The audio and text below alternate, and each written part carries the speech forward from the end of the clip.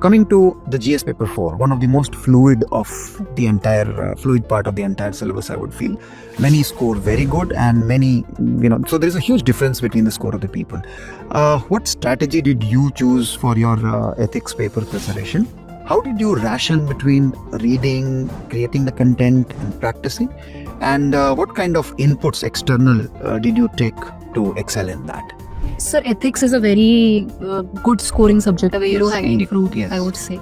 How did I prepare for it, sir? I think only the 10% of the preparation is making your notes, because the syllabus is very small. It's not huge.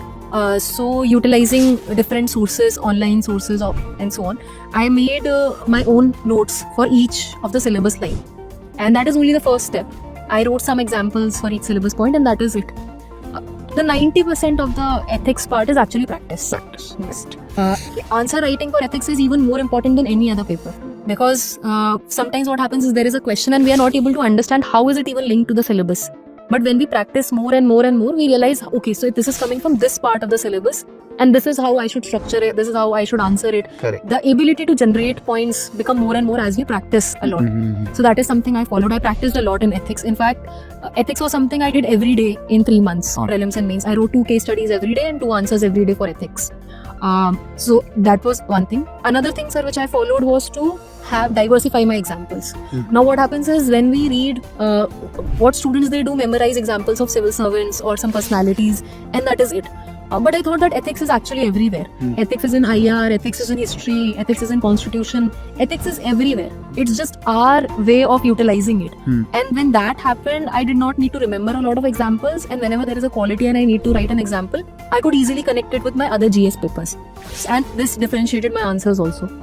And for case studies, sir, again, I relied on self-evaluation a lot. I used to write 2 case studies. I took some toppers' case study, wrote it on my own, and then matched with their case studies. So by the end of these 3 months, I realized that I have written many case studies. And I have gone through almost every type of case study, and I gained some insights on my own, that if there is a particular type of case study, there are certain qualities which should be displayed in that case study. So I made a document on my own and wrote those qualities, that if there is certain case study like this, I will answer it like this, and so on. And I used that document before the exam. I revised it. So this is how. So you already had the templates available, and those templates could always help you for the different questions. I made those templates on my own, so based on toppers copies. So throughout preparation, I used toppers copies a lot, and based on some toppers copies, I utilized